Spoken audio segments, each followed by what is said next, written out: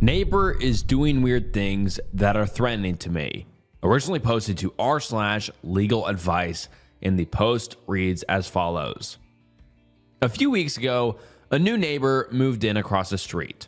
To my knowledge, it's one guy who's about 40 to 50 years old. For the past few weeks since he moved in, he has been taking walks around the neighborhood, and every once in a while when he passes my house, my living room has a window that can see into the front yard, he stands and watches me.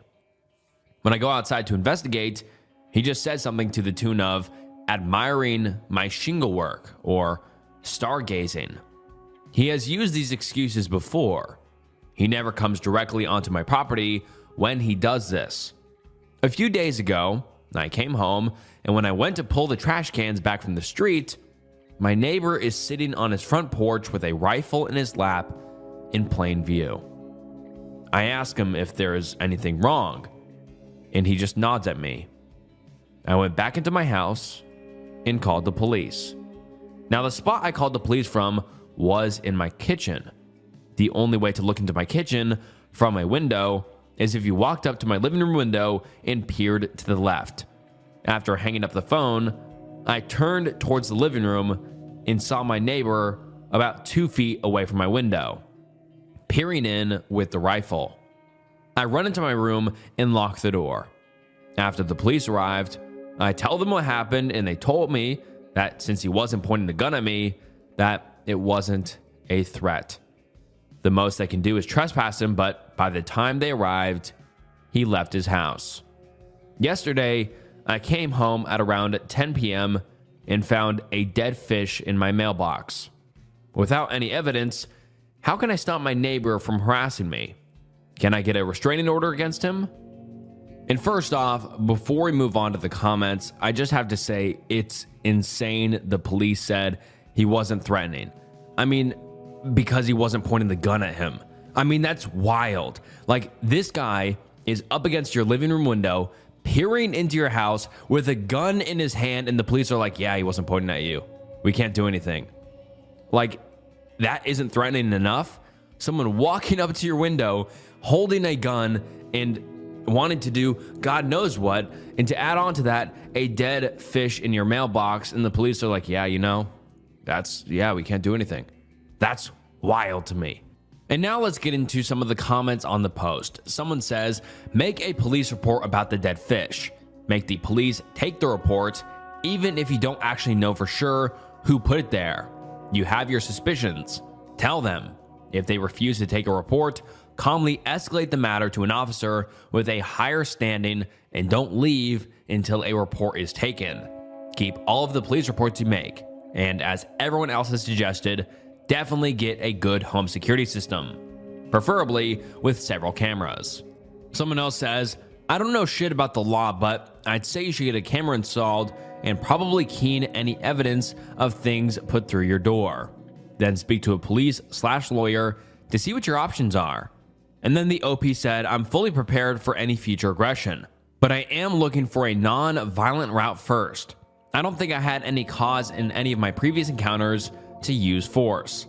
And then the OP makes another post 8 days later titled, I believe my neighbor has been vandalizing my mailbox and shooting 22 caliber shots at my house. And so wow, that escalated, but let's get into the post. The OP says, so my previous post about this neighbor started here. Since then, I got cameras with night vision, motion detection alerts, window tint for my living room, and big, thick curtains. I also got a few of those stickers for my area of my house that says, insured by Glock, to deter any intruders. Now, the first night I got my cameras, I checked them the morning after to see how they worked. I made sure that there were no blind spots and all of them are fixed with no movement at all. When I checked the cameras the morning before, someone walked up to them wearing all black, including a mask, and pointed them down. When I left for work that morning, someone spray painted a knife on my mailbox. I filed a report with the postal inspector and called the police. The police said without any video evidence, there wasn't much I could do. That night, I woke up to a loud noise hitting my house every so often. I checked my cameras and couldn't see anything, so I went out and investigated and noticed small holes on my house. Looking around the ground, I see discharged rounds. I call the police again and confirm that it was .22 caliber shots from far away. I have a concrete home, so that would explain the lack of penetration. The police offered to have a car patrol the neighborhood and sit outside for 3 days, and nothing happens. I asked them if I could get a protective order from my neighbor, who has a history of being hostile, and they said since I had no direct evidence implicating him, that I can't file it out of nowhere despite previous confrontations. I filed another report with a different officer and got the same spiel. I asked for them to take fingerprints of the bullets, and then they chuckled and put the bullets in a bag and left. 3 days ago, I heard shots again and checked the cameras and noticed they were facing my neighbor's house just where I put them, and I see a silhouette shooting from the middle of my street before stopping and running to the back of my neighbor's house. After that, I call the police in my room while watching the cameras. The police come and do a walk me through with the same BS as last time, even after I showed them the cameras. They knocked on my neighbor's door, and he claimed he heard and saw nothing. After they left, I asked him if he was telling the truth, and he looked at me and smiled. It was very unnerving. I don't know what to do at this point. And now let's get into some of the comments.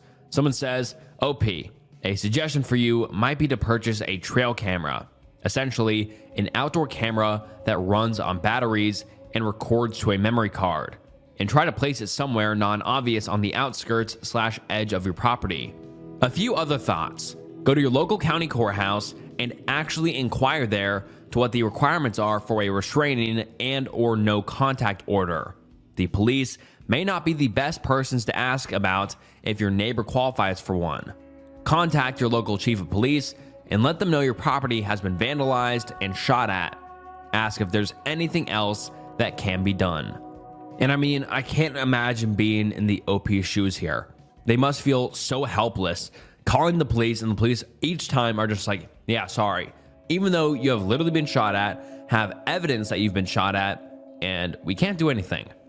I mean, I just can't imagine how helpless I would feel if the police just keep telling me, hey, there's nothing you can do, but it just keeps escalating with the neighbor. And then the OP makes an update 3 months later.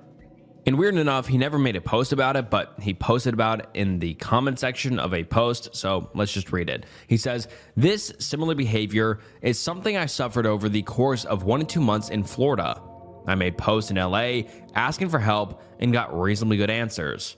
Unfortunately, my neighbor pushed it too far and tried to break in my house in the middle of the night after a series of weird escalating behavior. As a result, I shot him multiple times. I was questioned and interviewed over 7 hours and then released due to Florida's stand your ground laws. Turned out the neighbor was mentally ill and the family is currently trying to sue me for wrongful death. I hope this goes better for the LAOP than me. I should have just moved. And I mean, what a chilling final update. I mean, the OP never gave us such an extensive update. I mean, it's understandable why. I don't think anybody would ever want to write out the events of them killing somebody, if that makes sense, like in detail. And so it makes sense why we never got such a written out and long update compared to the first ones, because, I mean, if I were the guy, I wouldn't want to, write out me shooting someone in the events that transpired. But just so sad that even had to happen. I mean, the OP took all the right steps. He called the police. He got cameras. He called the police on every single instance. He told the police who he thought it was, etc. And the police still did nothing. And he ended up having to shoot and kill his neighbor. Even though he said, hey, I don't think my neighbor is very mentally sound. He's going a little bit off the wire. But the police said, hey, we can't do anything. I mean, the OP literally saw his neighbor standing in front of his window with a gun. Like, how much more of a terrifying image can you conjure up inside your head than that? Like, that gives me goosebumps even just thinking about. And the police are just like, hey, he wasn't pointing at you, so we can't do anything. And then this guy ends up shooting the OP's house, spray painting a knife on his mailbox, He put a dead fish in his mailbox, etc. And the OP ended up having to shoot the man and kill him. And it's so unfortunate that he will have to live with that for the rest of his life, even though he took all the right steps. The only thing he didn't do was move, and that's not easy to just move on a whim, so it's understandable, but it's just so unfortunate that this situation even had to happen. But like, seriously, this is such a terrifying scenario. I mean, like, the OP must have just felt so helpless going through his life every single night, wondering if someone's going to break in, and eventually the guy did, and the OP had to shoot and kill him. But yeah, this is seriously such a unnerving and terrifying Reddit thread, because it ended up in someone actually dying and the OP almost, getting injured himself. Like, who knows what would have happened if that guy or his neighbor got into the house? Was the neighbor trying to kill the OP? Was he trying to rob him? Was he trying to do whatever? Like, just such a scary scenario, but hopefully the OP is doing better now. But just wow. On to the next one. Am I the asshole for hating my wife's creepy hobby project? And the post reads as follows. Okay, this sounds insane, but I swear my wife is totally normal otherwise, which makes this so strange to me. For context, we're both in our later 30s and live in a pretty typical suburban neighborhood where we all know each other. My wife has always loved trashy movies and shows about infidelities, and she eats up true crime about spouses killing their cheating partners too. She just says something about it makes her morbidly fascinated, in her words. Well, a couple months back, we had a scandal in our neighborhood where a married couple in the neighborhood divorced because the husband cheated.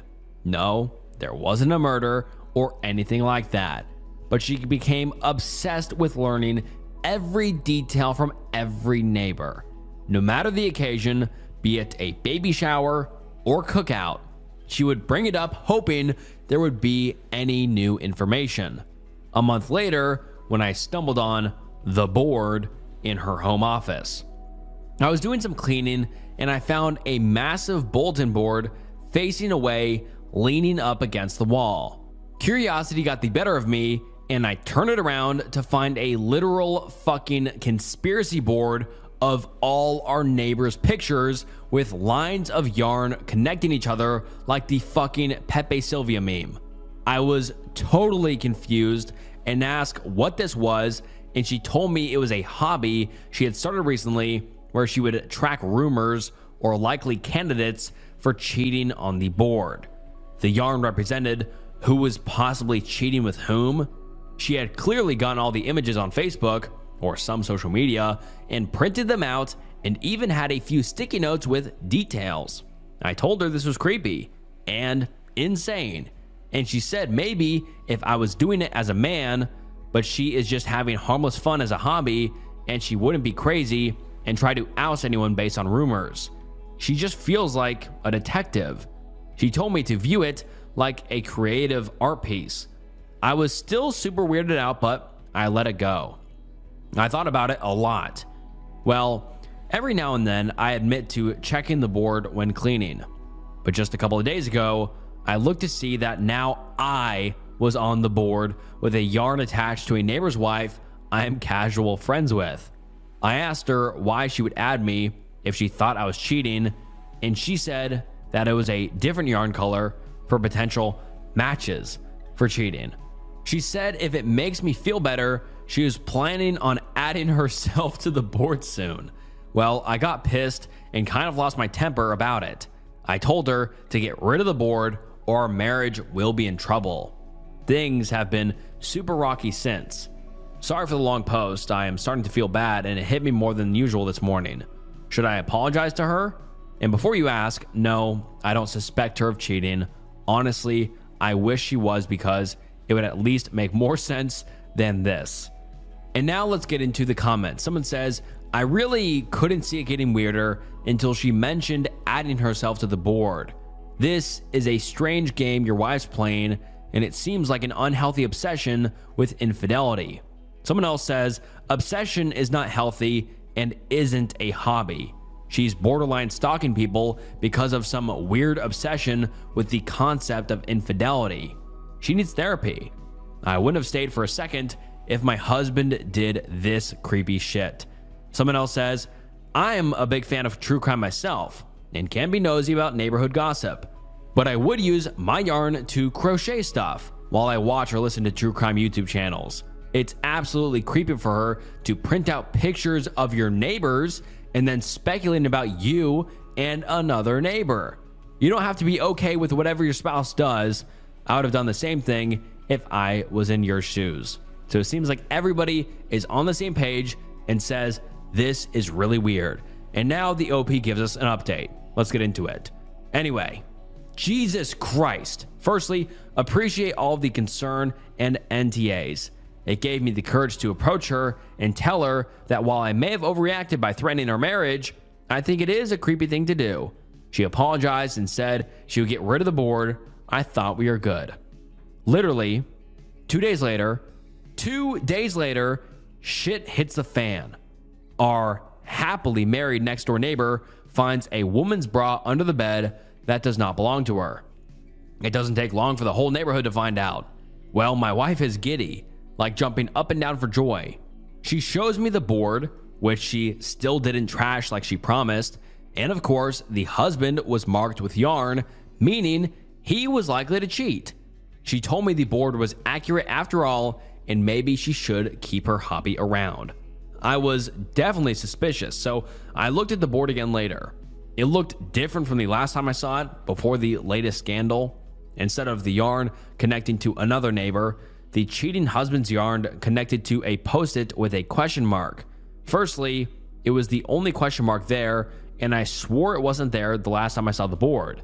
So either she changed it after the cheating to prove a point, or slightly before it happened, which made me even more suspicious either way.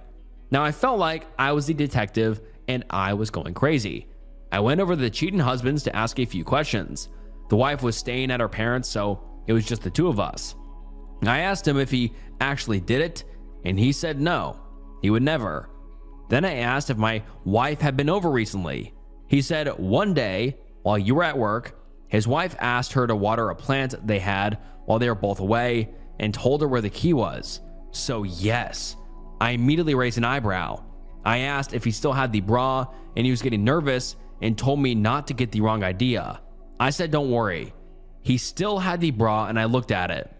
It was my wife's, but one I knew she almost never wore because it was from a lingerie set I bought her one Christmas, and she said was uncomfortable.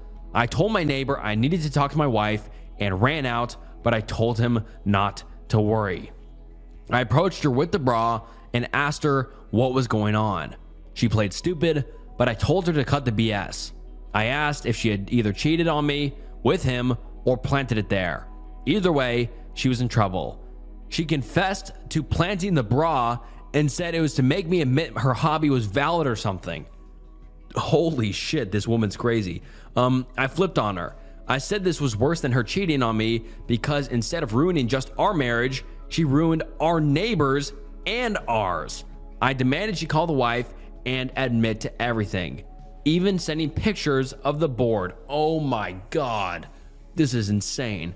I even showed the Reddit post, which actually helped convince her my wife had planted it rather than cheated on her husband.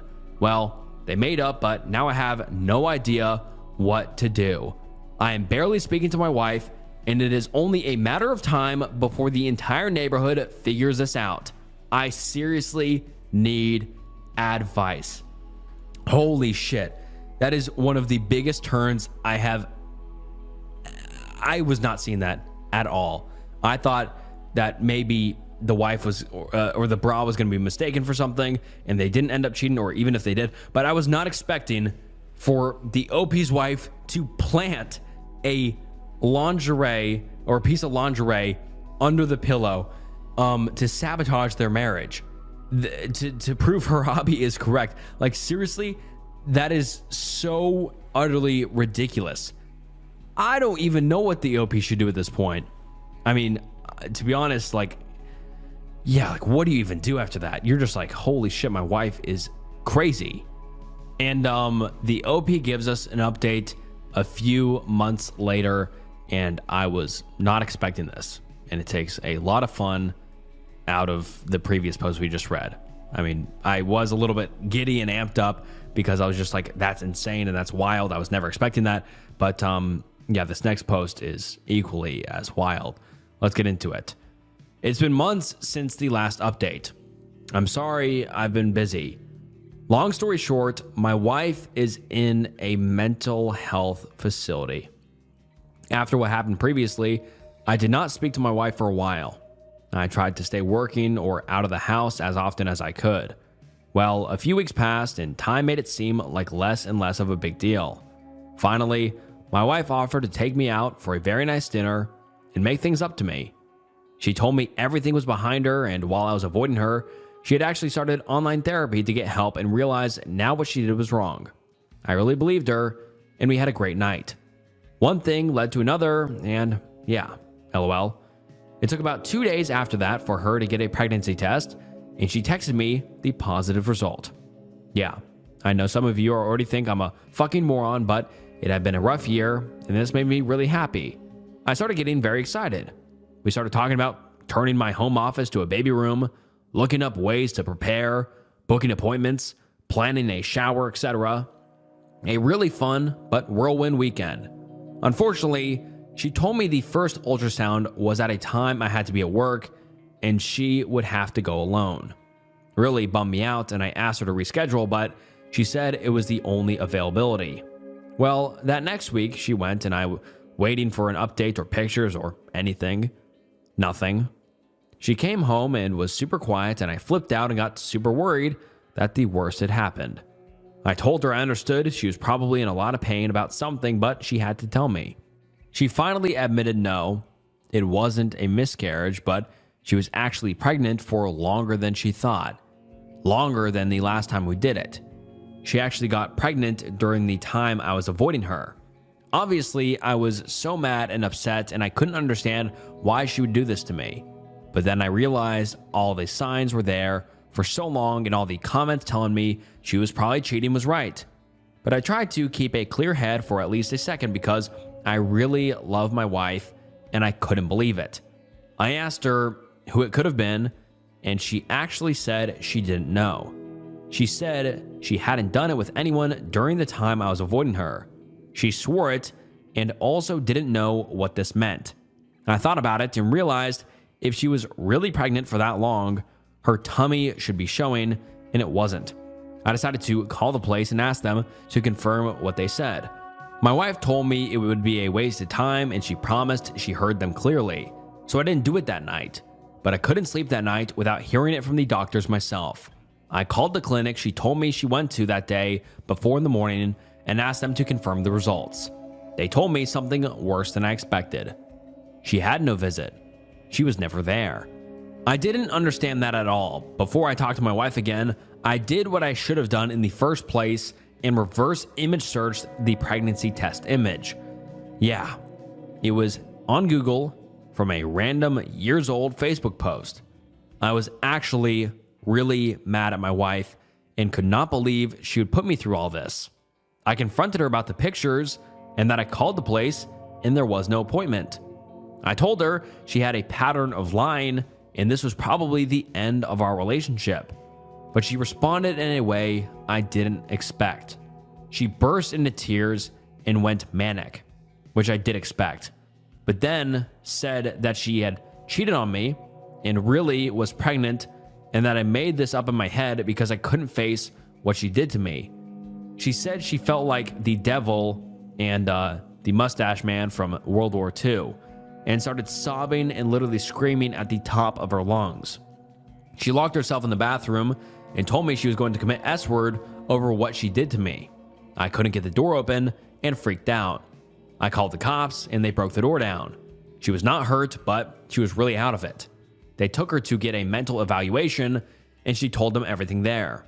She even started mixing in stuff about the board and how she knew everyone around her was a cheater, so she had done the same because she was in an evil place. She promised them all she was pregnant, but she didn't know who the father was. They tested her while in custody and no pregnancy at all.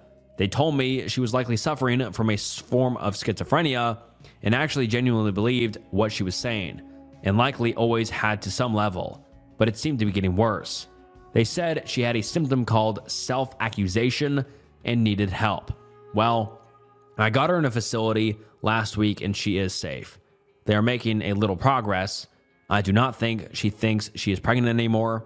I have visited it a few times, but she is very withdrawn with me and says she feels too guilty to look me in the eye. I think there was definitely meddling at certain parts, like planting evidence, but now I just feel terrible. I did not get her the help she needed when all the real signs were there. I hope her medication starts to help and she can be normal again. And yeah, the neighborhood gossip is having a field day with all of this. Anyway, thanks for listening. I hope this is my last update. Thanks for all the help. And that was indeed not the OP's last update. And the OP gives us an update a few months later titled, "My wife is dead because of this subreddit, and I'm lost." He starts the post by saying, "None of you will probably remember me. I feel stupid for even linking the post, but here was the last update I did. My wife spent a few months in a mental facility. I visited her every day and went along with her like the doctor said to. She would say she was pregnant and I would agree. She named the baby Belaine, so I would say, 'Hi, honey. Hi, Belaine,' every day I went. They prescribed her Cobethny, and over time, things got better. She was acting like her old self again, and forgot about Belaine too. 2 months ago, she was released and the neighbors threw her a little welcome back party, and no hard feelings, obviously, since what happened. Well, a few weeks after she got home, she was talking about how she wanted to move on from all of this and asked me to promise not to talk to anyone about what happened to her. And I said, yeah, but then I remembered that I had posted that update and I started to feel really guilty about it. I asked ChatGPT what I should do since I was lost, and the ChatGPT said to come clean and show her the post and it'd be fine and explain. I kept everything anonymous. Well, I did that, and she got really mad and freaked out and was really hurt and said I should have uploaded a selfie of her too at that point because of all the detail I shared. She didn't talk to me that night, and I asked ChatGPT what to do, and it said write a letter. So I had him write a letter to her saying sorry, and I printed it and put it on the kitchen table before I went out to get groceries one morning. First off, this is pretty eerie that this guy's talking to ChatGPT for advice and referring to ChatGPT as he. That is very, very eerie and unsettling, but let's continue. When I came back, it was all torn up and she was gone. She texted me that I was a huge asshole and she had left somewhere she wouldn't tell me. I saw her weekly pill container thing and saw she hadn't taken the dose for that day and yesterday, so obviously I was really worried and went out to find her with the pills. I looked around the entire neighborhood and she still wasn't there. I went home really worried and called her and she didn't pick up any time. I asked ChatGPT, oh boy, yeah, I know I use it a lot. It has been very helpful usually, what to do, and it said to relax, and if she doesn't want to talk, give her space. Oh man, why is this guy asking ChatGPT for life advice? Okay, and then he says, well, I did that for days. I didn't hear anything from her, and I stopped checking. I was sick to my stomach every day, but waited and waited for her to get back to me. The first night, I decided I should delete her location from my phone to give her privacy too, but then I regretted that, but I couldn't add her back without sending a request, so that was a bust. Well, you already saw the title. Some driver had hit her crossing the road a mile off from our neighborhood a few days after she left at night, and she was dead. The cops came to my door and told me.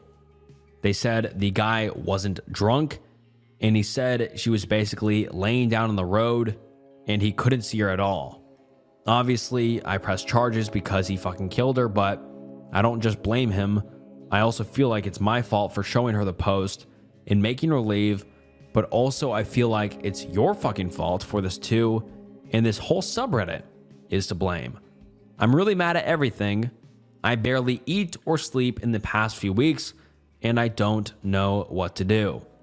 Since you all got me here, I thought I would ask what to do, and don't say therapy. I know that. I go sometimes when I remember, and no, it's not ChatGPT. It's a real person on BetterHelp. Man, that was shocking. This spiraled so fast, and it is so scary to see this guy using ChatGPT as his advice. He's not reaching out to a friend. He's not reaching out to his neighbors, because from what I've read, his neighbors seem very neighborly, if that makes sense. Like, they seem like they want to help each other out. They know each other well. Why wouldn't he go to talk to one of his neighbors for some advice? Obviously, he doesn't want to give away all the information, but that's better than ChatGPT. But Jesus Christ, she's dead. Wow. Let's get into some comments. Listen, I won't say YTA or NTA. You need serious psychiatric support. This is one of the most painful burdens anyone can feel. And listen too, while you made mistakes, we all do. You did not kill your wife. Don't carry that around in your heart. Seek faith, seek counseling, seek kindness. Resolve to become a better person. Maybe look for the hand of God. But above all, do not keep asking Reddit or ChatGPT for help. You need professional support. Please get it now. And I completely agree. And for everyone watching, if you're ever going through something, don't rely on Reddit or ChatGPT for help. That's not the right place to go for help. Please go to a parent, a friend, a school counselor, a counselor, a therapist, the police if it's a necessary situation. But wow, that is so depressing. How he just kept talking to ChatGPT the days, and the ChatGPT kept telling him to wait, and your wife needs distance. And his wife ended up getting hit by a car. Wow. That is truly so disturbing. Someone else comments saying, sweetheart, I think you need to get rid of ChatGPT. It's generative AI and should not be used like a freaking magic 8-ball. I'm sorry to hear about your wife. Sounds like you and her were between a rock and a hard place. My dark humor wants to make some really inappropriate jokes, but that is just a coping mechanism as well. Grief is hard, but it does get easier with time. Someone else says, you're using AI to dictate your decisions. This is just insane to do in a relationship. I'm sorry for your loss. Someone else says, I think ChatGPT killed your wife. Someone else comments saying, I'm sorry for your loss, but it's not your fault, the driver's fault, nor is the fault of anyone on Reddit. She had serious mental health issues and was off of her meds. Sadly, her own actions caused her death. Someone else says, okay, OP, I went back and read the other posts. You are not an asshole. You were just married to an incredibly mentally ill and psychotic person who, unfortunately, could not control herself. Please take time to love yourself. This whole situation was not your fault. Someone else says, using ChatGPT is insane. You really need psychiatric help. This was probably all a butterfly effect from it all, and it's disheartening. But it isn't Reddit's fault either. You asked a generative AI device, and it told you to show the subreddit. You did, and the consequences ensued. And I don't even have words for this one. This is just the most insane Reddit thread I have ever gone into. And it's so depressing because, you know, it started off with like, it was kind of playful, obviously. Like, we read the first post. My wife has this weird hobby project. It's a little bit concerning, but, you know, it's whatever. And then she plants the bra. And then it ends up happening that she has schizophrenia. And then she keeps lying. And then she keeps lying. And then she gets the help. And then she thinks she has a baby. And then that final post is so eerie because her death was so preventable if he didn't ask ChatGPT for help. Like, oh my God, that is like the most dystopian thing ever. A man asking a AI computer on what to do, and the computer told him to just keep your distance. But if he would have talked to any person, any real person, they would have been like, hey, your wife's missing. She's mentally ill without her medication. She has schizophrenia without her medication. Go find her or call the police to find her. Oh my God, man. This is seriously so depressing because her death was so preventable. Like I said, if he would have talked to any real person, they would have told him to go find her. She has schizophrenia, she's off her meds, and she needs help. But instead he talked to ChatGPT and she's dead. I hope the OP is doing better now, but I think he needs a lot of help as well to move through this and get his life back on track, and hopefully he can. Just such a depressing thread, and just wow, I have no words. There's something going on in my house that has me a bit stumped. Originally posted to r/RBI, and the post reads as follows. I don't know if this problem is an RBI problem, so if this fits somewhere else that you know of, please tell me. For the past couple of days, I've had this issue. I'm pretty sure someone is in my house, but I can't exactly prove how. And yes, I called the police this morning. They don't seem to know either, but I'll get to that in the next couple of paragraphs. I'm 24 female, if that'll help in explaining my predicament. I live alone. I keep a tidy house, more so than most people. My bedroom can be a bit disorganized at times, but the rest of my house is well organized, which is why I was able to detect something was off. I came home from work a couple of nights ago and found a bottle of scotch sitting on my stove. It was my scotch. That's not the mystery. I use it for cooking. It sits near the stove, never on it, and I don't remember the last time I had hands on it. I was able to convince myself that I had maybe moved it while cleaning the counter and subconsciously put it there and hadn't realized it. I'm still not even against believing that, but I'm making a point. The second thing I noticed, which I know wasn't a fluke on my part, was an energy drink sitting in my fridge. I like to drink the grape NOS energy, but I like to drink them warm, and I'll leave them out for an hour or two to let them warm up. I never put them in the fridge. But while I was running errands, I get back and find this thing sitting in my fridge, which I just wouldn't do. It was the very early morning hours, about 2 a.m. give or take, and I can hear footsteps inside of my house. They weren't on that floor though. More specifically, they were on the ceiling. I have a metal roof, and the sound of something hitting that is very different from the sounds I was hearing. These definitely sounded like they were coming from the attic. Also, I don't have an attic. I called the police. They were not very much help. Wasn't much they could really do. They looked around my house for entries. Nothing seemed to really stick out. I did this myself, but I felt a second set of eyes could hopefully point me to something that I didn't see. But as I stated, they weren't much help. Not trying to take jabs at the police, but it is what it is. I worked the day shift today. When I got back home, I found a few of my ceiling tiles on the ground. This was alarming. It was like someone had stepped through my ceiling. I have no clue what to do. I had my neighbor from next door come over to help me find a place someone could have gotten in. My windows are always locked. There's one place on the outside of the house that is theoretically able to be accessed and entered through, but it would require a ladder and a screwdriver to get through. And I just don't see how someone could access that without raising alarms from the neighbors. Any and all advice and recommendations are welcome. And because I know people will suggest this, cameras are already ordered. And then the OP makes a quick update saying, thank you for everyone responding. I feel the need to clear a couple of things up that seem to be confusing people.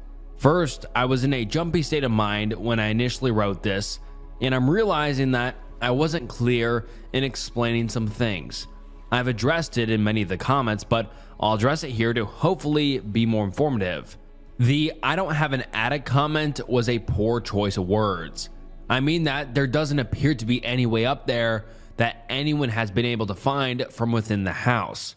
There's obviously a way up there, albeit a challenging one. There's definitely space for movement on the upper portion of the house. Second, the NOS. I completely take responsibility for this one. I did absolutely zero to clarify what I meant. The flavor of NOS that I like isn't sold commercially in packs from the grocery store. I have to buy them cold from the cooler at the gas station and then let them sit out to warm up. I understand that my initial explanation was a bit confusing, and I'm sorry about that. Also, I called my older brother and asked if he could come over and check out my place with me just so I can have an unbiased set of eyes on the property to see if a conclusion can be reached. People expressed concern that I was staying in the house, and I very much appreciate not only these users, but everyone who offered advice. I'll be staying with my brother and sister-in-law until the matter is resolved. And now let's get into the comments and see what the commenters think. Someone says, sharing the story since you mentioned you rent. A friend of mine from years ago kept feeling like something was going on with her food. Things like being sure she hadn't opened something yet and finding it open, cases of soda seemingly to move on their own, and food being nearly gone when she thought she still had a serving left. Turned out one of the maintenance workers her landlord hired was letting himself in and having snacks in during her workday. And then the OP responds saying, I recall a Reddit story from a few years ago where a mother and a daughter were being stalked and the house was being accessed when they weren't home. It was very voyeur type behavior where their bras and underwear were being gone through and tablets were attempted to be accessed. It turned out to be the teenage son of one of their maintenance workers who made a copy of his dad's keys or something along those lines. I don't have such services at my house, but your comment does raise a very valid point about safety and accountability. Thank you so much. And then someone else comments saying, number 1, do you have cameras in your house? If not, get some. If you feel weird about filming when you're at home, only time them on when you're gone. Number 2, do you have cameras outside of your house? If not, get some. Number 3, do you have motion sensors in the house? Number 4, old school trick / spycraft. A, photograph your house as you leave so you can compare when you get back to see if anything's different. If so, photograph again to document the difference. B, tape a hair or other such filament to your front door across the gap to see if it has been disturbed when you get back. You could also do this with the fridge door. C, you could sprinkle flour or something on the floor to see if there are footprints when you get back. Number 5, carbon monoxide detector. If you don't understand why, look it up on Reddit, a classic story. And number 6, edit. If one of your other posts you mentioned you like ghost stories and haunted house stories, could this be a ghost / haunted house story you are foisting upon us? And then the OP responds saying, questions 1 and 3 were already covered pretty much in my last sentence on the post, haha. No, I don't, but I do have them ordered. Number 4, yeah, those are good suggestions that I may utilize myself. And number 5, I have 2 actually, and she's referring to the carbon monoxide detectors, saying I have them because of the sticky note incident, which is the story I'm assuming you're referring to. And then the OP makes a chilling update to her original post, saying edit 2, culprit found. Not what I was expecting, but a handful of commenters were right. I'll update in a full post when I have a minute. I'm fine, I'm safe, I'm not in the house. And thanks to everyone expressing concern. I won't be staying in the house anymore. I'm going to find somewhere else to live in. And that is a terrifying update, but luckily the OP said they're fine, I'm safe, etc. But I'm just so curious as to who this mysterious person is because she said they found the culprit. So let's get into the next update. Hello everyone. If you're here from my previous post, thank you. If you haven't read that post, maybe read that one first to understand. First, a big thank you is in order. You were all very helpful in your suggestions, and quite a few of the comments were correct. If it wasn't for the insistence of the comments, I would have assumed I was still doing things correctly and maybe dead sooner rather than later. I called my older brother and asked him to come check out my house with me and see if there was something in the house that I was missing. He was able to get a look at the entry point at the top of the house. The screws weren't turnable, and he eventually abandoned the attempt to open it. There was a very unlikely chance that anyone was using this to get inside.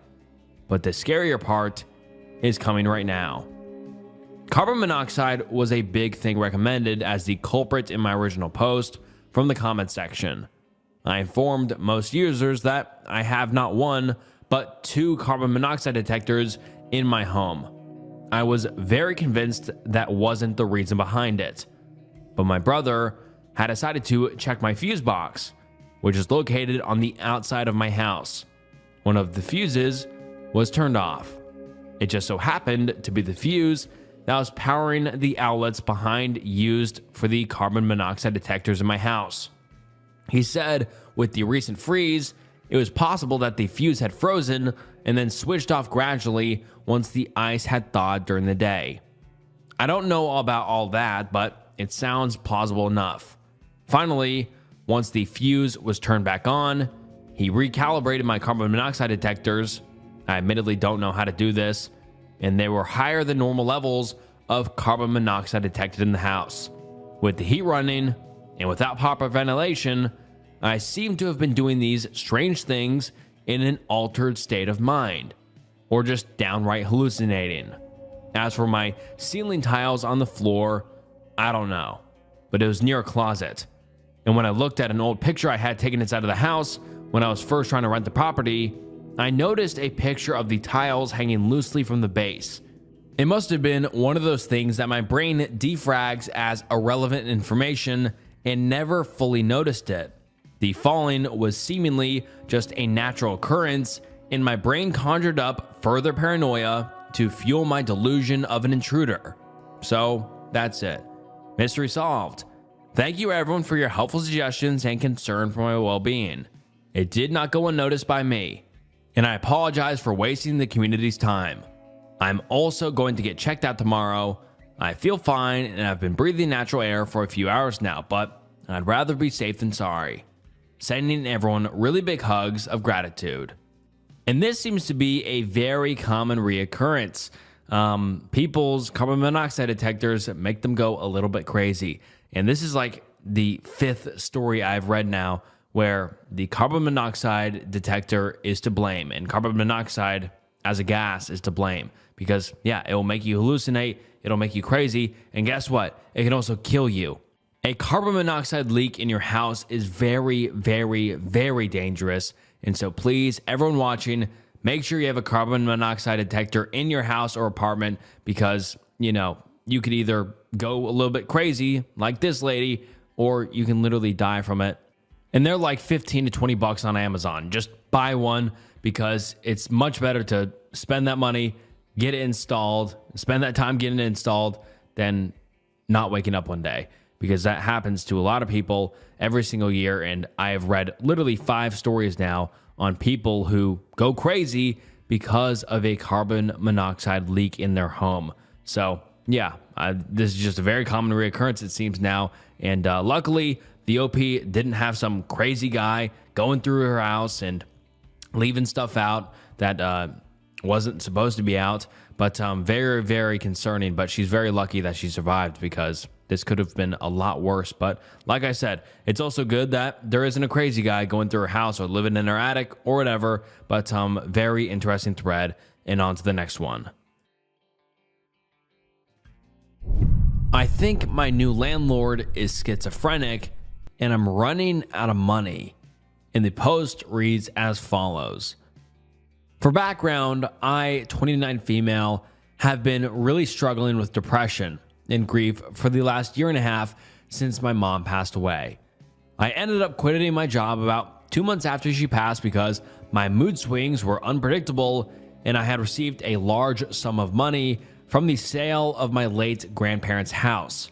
I moved in with my brother and his fiancée for 3 months, and it was incredibly toxic.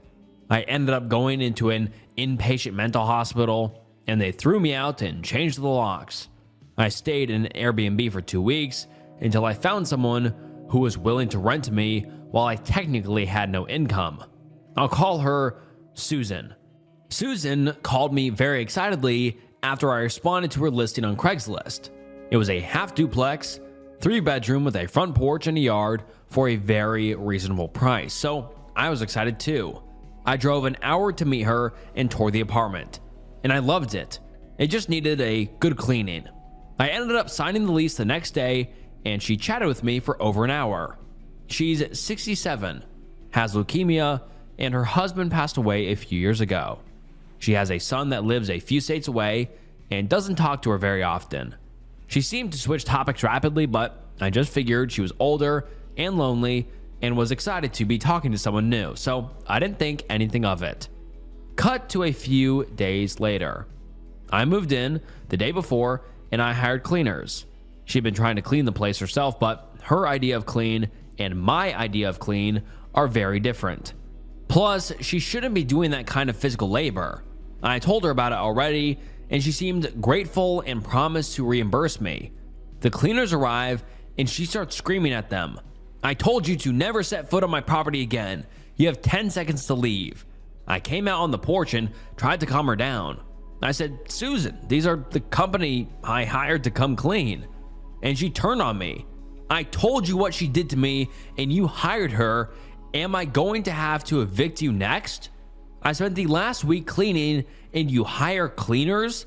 It's a slap in the face." Just bonkers. The owner of the cleaning company came to try and reason with her, and eventually she let it go. They cleaned, very rushed because they were clearly uncomfortable, and Susan was pleasant with me the next day. A couple days later, I wake up to a flashlight in my window. Susan is outside with 2 cop cars. By the time I put on pants and came downstairs, they were knocking on my door. The cops asked to come in and speak privately, and they said that Susan believes I was in her bedroom. I obviously wasn't, and they basically said, "Well, lock your doors, and if anything happens, call us." Gave me the incident report number and left. The next morning, I wake up to her pounding on my door, screaming at me. I opened it and recorded a full 5 minutes of her screaming at me about conversations that never happened. Things like me demanding for food and demanding a repairman. She taped an eviction notice written on a doily on my door and tried to wrestle my phone out of my hands. I called the cops on her.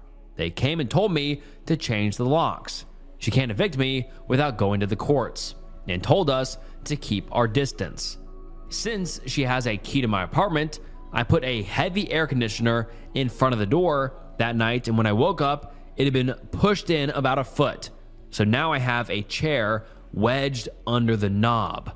And then the OP gives us an update 3 days later. Their update is titled "Breaking My Lease After 8 Days Due to Paranoid Schizophrenic Landlord." And the post reads as follows. My main questions: can I get my money back? Can she take legal action against me? I moved in on July 10th. I signed her 2-page lease for 1 year and gave her $3,300 at signing. First, last, security for $1,000 each, plus $300 for trash for the year. In just the last 8 days, she has accused a cleaner I'd hired of being someone who broke into the apartment and stole an air conditioner. This woman had never been to this property before. Accused me of being in her bedroom, calling the cops at 3 a.m. They spoke to me, told me to keep my doors locked, and call them if any issues arise. Let herself in at night while I was sleeping, and I'm 100% sure she stole my keys, but I can't prove it. $600 to change the locks and get a new key fob for my Subaru. Called the cops, but she wouldn't answer the door, so they said there was nothing more they could do, just call a locksmith and try to bill her. Multiple nights, she's pounded on our shared bedroom wall between 2 and 4 a.m., lasting up to 30 minutes. screamed at me for conversations that never happened. She seems to think that I've demanded she give me food and yelled at her about repairing the attic stairs. Neither of these happened. Physically assaulted me by trying to wrestle my phone out of my hands inside my apartment. Called the cops on this one too. They're issuing her a citation, however. She's been stealing my mail. I finally set up a camera and I'm going to catch her tomorrow. I'm tired of wedging a chair under my doorknob at night. I'm tired of being woken up in the middle of the night. I'm tired of being scared to leave my cats home alone. I'm tired of this costing me so much money. Moving twice, changing the locks, buying a camera, paying to start a second lease at a new place. I'm broke and I'm pissed.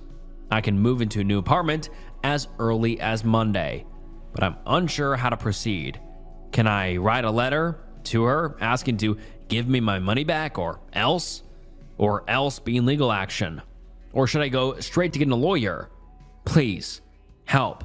I've been out of my mind anxious this entire week. And then the OP makes an update later that day saying suspected landlord of stealing my mail, so I set up a camera. Unfortunately, I didn't get any mail today. She didn't even check her own mailbox. Man, I can't sign up for USPS informed delivery because I'm pretty sure she stole the change of address confirmation letter with the code I needed. And the OP posted a video alongside of this, but the video is no longer accessible, so let's just read the video transcript. Camera angle shows a covered front deck showing view of two entryways that are side by side. A bicycle leans on the rail. Neighboring houses can be seen in the background. A barefooted woman with hair and a bun on top of her head exits one door, wearing what is clearly a tank top / shorts pajama set in white with butterflies on them. She goes directly to the mailbox by the other door, lifts the lid, looks inside, and then returns into the door she exited from. The clip is short, only 5 seconds long. And then the OP makes a final update saying, I have proof my landlord stole and hid my keys. What now? Today, Susan asked me to have a chat with her on the front porch. I started recording. First, she apologized for her behavior, saying she was without her heart medicine for 8 days and that's why she was acting crazy. But then she went right back into being rude. She told me changing the locks was illegal. A cop literally told me to. I said, well, now you'll have nice new locks and I'll give you the keys when I leave. She said she doesn't trust me and she needs the original key back. So I said, I can't. My keys went missing. And then she admitted to taking them and throwing them on the porch by the fish tank. The fish tank was gone before my keys went missing.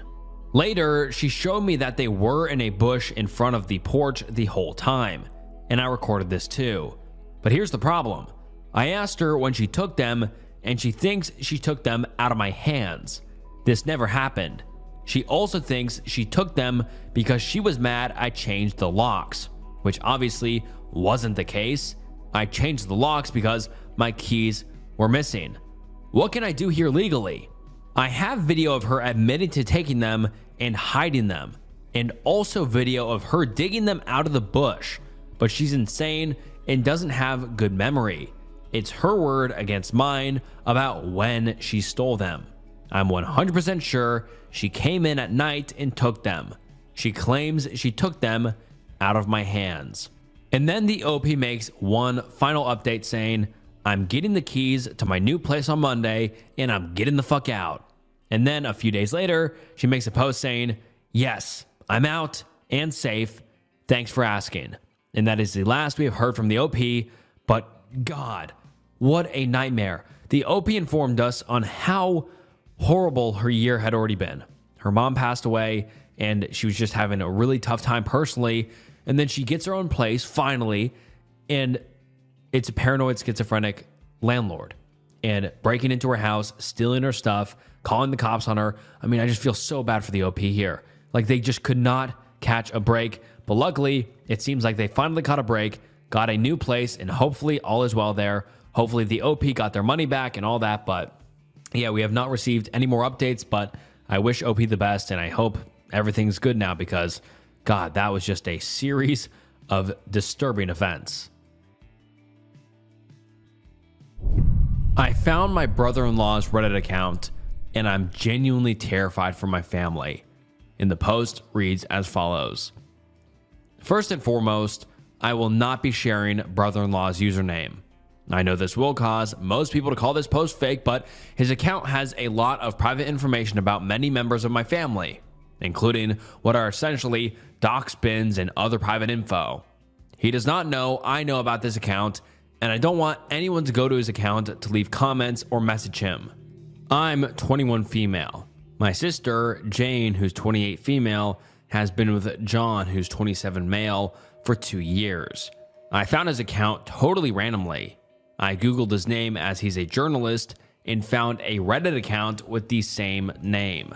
Think John _ Doe _ is dead 1997. I clicked on it and found tons of Reddit posts ranting about his girlfriend's family, mainly her little sister.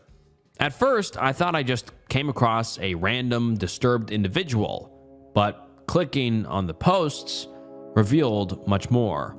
Both my sister and I have unique names. Not super rare, but uncommon enough that they're noticeable in a list of names, and neither of us have met anyone with the same names as us. Plus, our surnames aren't super basic either. Think Aura Fernsberry. Fake, but similar name to myself. He also mentions enough personal details for it to be undeniably him. I wouldn't be writing this unless I was 99% sure.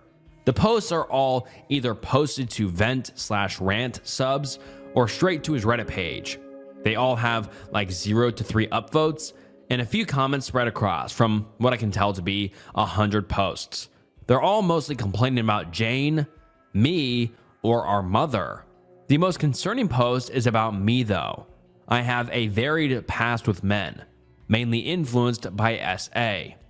I'm in therapy, but it has made me a lot more wary among men I do/don't know. This apparently enrages John. In this post, he details out how he plans to offer to drive me home next I visit them. But instead of taking me home, he'll detour and take the scenic route through the country lanes in our town. He says he wants to make me afraid enough that I'll do something to her. But after 15 or so minutes, he'll turn around and drive me home, therefore showing me that not all men are creeps and want to hurt her. His logic seems to be that since he acted weird but didn't hurt me, it should click in her brain that not all men are bad. The post is very long, like scrolling down for 15 seconds long, but he rants about how it's unfair that I flinch around him when he makes big gestures or yells at the TV, because he'd never do anything. He says he can fix me more than my therapist. A lot of the post is weird incel-y talking points. I was bawling reading the whole thing. There's one comment telling him to get help, but John just responds, "I don't need help. She does." His comment history is also concerning. A lot of weird incel talking points, which doesn't make sense as he has a girlfriend. I'm not super versed in incel ideology. A lot of stuff about SA, women's roles in relationships/society, other races, ethnicities, religions, etc. I'm terrified of John. We weren't close before, but we didn't hate each other. To me, he was just a grown man with a vastly different interests, and we would never mesh cleanly. Now, I don't know what to think. My mind is frazzled. I'm going to tell my sister, but I don't know how. I have screenshots of everything, links, etc. I just don't know how to lay it all out. Also, I need coping mechanisms. I'm in a constant state of pre-panic attack. I can feel it in my chest, but it's not tipping over into a full panic attack, which is making me genuinely crazy. I'm sorry for the long post, but thanks in advance. Edit. As of 2 hours ago, I made my mom and uncle aware of what I found. Every screenshot, screen recording, and link. My sister is currently on a work trip, so we're waiting for her to come back in 2 days. His account is still up as of 20 minutes ago. Thanks for all your advice. Mom, uncle, and I are figuring out the best way to tell my sister. And now let's get into some comments. Someone says, ooh, I did not want to be the first comment here. This is so much to unpack. Do you think your sister will believe you? Talk to your parents/family first. They should hear about your fear before they hear from your sister that you're talking shit. Is your sister safe? I have no clue what else to say other than I'm going to come back in case anyone has coping mechanisms for your pre-panic attack thing. I'm experiencing the same thing, and it's also driving me insane. Pre-panic attack is a good way to describe it. I've been struggling with it for years, and there's no medical term for it, so thanks for giving it a name. And then the OP responds saying, is your sister safe? This is why I want to tell her ASAP, because I don't know. Not anymore anyway. They seem happy together, but now I'm rethinking everything. Thanks for your advice. Another commenter says, why is he so obsessed with you? He has a girlfriend and prefers to vent about you. Are you that close to him? He is not in a normal place mentally. Show the text to your sister and mother. He can be abusive to your sister. And then the OP responds saying, we're not close. I live closer to my sister than any of our family, so I see her/him fairly often. But I never go to see him. He's usually just there, which is fair because it's his home too. But I never go with the reason of hanging out with John. Just my sister. We're not close. We don't have much in common, but get along well enough. I had no interest in being his friend or anything before for many obvious reasons, but especially now. I have no idea why he's so obsessed with me. It's freaking me out. Another commenter says, how does he know so much about your trauma? Who told him? That's a very important question to solve beforehand. And then the OP responds saying, last year when I was SA'd by my now ex, I ended up calling John to pick me up because my ex lived in a different city and was supposed to give me a ride back. I had a breakdown in his car and told him what happened. I hadn't intended to tell anybody about what happened, but I couldn't keep it in. Also, my sister and I both witnessed abuse from our father, which I'm sure she told John about, and he correctly assumed I was also inflicted. Another commenter says, does this mean your parents aren't safe advocates in this situation? And then the OP responds saying, no, not at all. I'm planning on telling my mom too. The no telling anyone about the SA comment was more of a spur of the moment traumatized and mortified 19-year-old.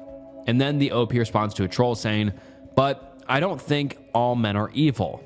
John literally just projected that onto me.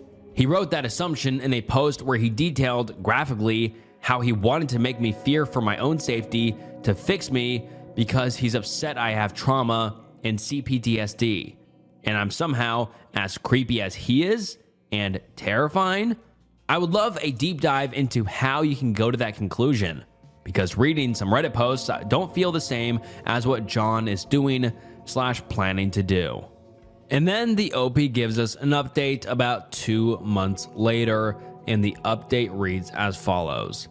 As I mentioned in my last post, I had made my mom and uncle aware of the situation. We all agreed that waiting for Jane to come back home from a work trip to tell her was the best course of action. When she got back, we sat her down to explain everything. I showed her the screenshots, the posts, and walked her through everything John had said. She was quiet at first, just reading through the messages with this shocked look on her face. She started accusing me of overreacting or somehow getting the situation wrong. She said that maybe John was just venting and didn't actually mean any of it. She also suggested that I might be reading too much into his post because of my past trauma. My mom and uncle tried to step in and back me up, but Jane wasn't having it. She kept saying that we were blowing things out of proportion and that we didn't understand John like she does. At this point, she was getting really upset and we were all talking over each other. Then Jane said that I've always been distant from John and that maybe he felt uncomfortable around me because of how I act. At that point, I was done. I made it clear that if she decided to stay with him, I would have to limit my contact with both of them. My mom and uncle backed me up on this, and we all said that we couldn't trust John to be a part of our lives anymore after seeing what he wrote. Jane stormed out of the house after that. She's barely spoken to me since, except for a couple of cold texts saying she needs to process the situation. On Monday, it's Wednesday tonight, Jane showed up to my door, completely unannounced. She looked like she hadn't slept, and the first thing she did was apologize. I was shocked because I wasn't expecting her to come around so quickly. She told me that after she left, she couldn't stop thinking about the posts, and she started going back over everything in her head. She said she told John about the situation, and when I went to check, all his stuff had been deleted. This annoyed me and my mom, who was on the phone, as we told Jane to keep quiet for safety reasons. Luckily, I have all the evidence saved. She said that John had blocked me on everything to preserve his career, and that he was super pissed off with me for stalking him. He even told my sister that the account wasn't him, rather someone at work who hates him. I obviously don't know everything that happened between them, but it's caused a rift between them. I've moved in with my uncle for the time being, as I was afraid of John showing up on these first few nights. We looked into legal options about the post, but found nothing that would help us.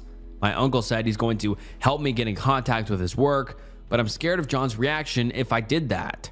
As of current, my sister isn't totally settled on leaving John, so I've gone LC with her. She said her reasons for staying with John is because she just can't see John acting like this. Luckily, I have friends and family who are on my side. I'm sorry this update is kind of bleak. And that is the last update we have received from the OP, and it's been about a year since we've heard from her, so I think this is going to be the last update on the situation. I think my boyfriend is stalking me, and the post reads as follows. I recently moved to a new state a few hours away from where my boyfriend lives. This was for school, and also because I had an issue where my boyfriend hid a camera in our bedroom, so he was spying on me. Okay, already very concerning. It pretty much ruined our relationship. Behind my apartment building is an old parking deck. No one parks back there, and it is patrolled by the police. A few weeks after I moved in, I noticed an old truck parking at the top directly across from my window where they could see inside. Like, he parked where his window lined up with mine. It was during strange hours like 3 or 4 in the morning. I started closing my blinds at night. It was such a strange thing too, because it's not like they could see inside very well, and I'm only sleeping with the covers wrapped around me. I couldn't believe that someone would really park across the street to watch a stranger sleep. Anyways, they kept coming back. I'd peek out the blinds and the truck would be there about once a week. I couldn't figure out who it was, just the color of the truck. I started thinking about a comment my boyfriend made about how from the parking deck you could see straight inside my windows. I didn't think much of it at the time because it seemed obvious that someone would be able to, but I started to wonder if maybe he was the one driving up there at night. My boyfriend doesn't own an old truck, but my dad does that matches the truck I keep seeing. To be fair, it is a generic white Ford, and he mentioned he's been letting my boyfriend borrow it. Also, this never happens when my boyfriend is there. I am terrified.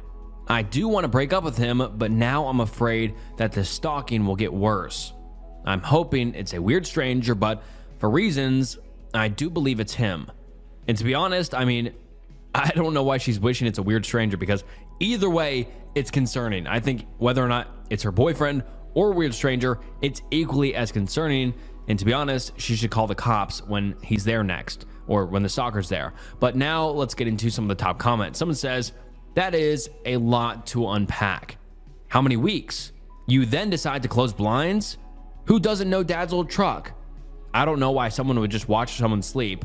I'm under the covers, but blinds open, closed. Can you actually see a person in there? Boyfriend mentioned this spot and seen in your place. I could have asked dad immediately at 3 a.m. Where's your truck? I think I'm looking at it. Dates? Cams in bedroom? Dad, stop loaning the truck out. Who doesn't know their dad's truck, even if it's secondary or the work truck? If you're still calling him boyfriend and establish it's the truck, why don't you just bang on the window with the police in tow and inform him that he is no longer a boyfriend, even a weird obsessed one. Would knock on the door. Sorry, but to me, your story doesn't sound right.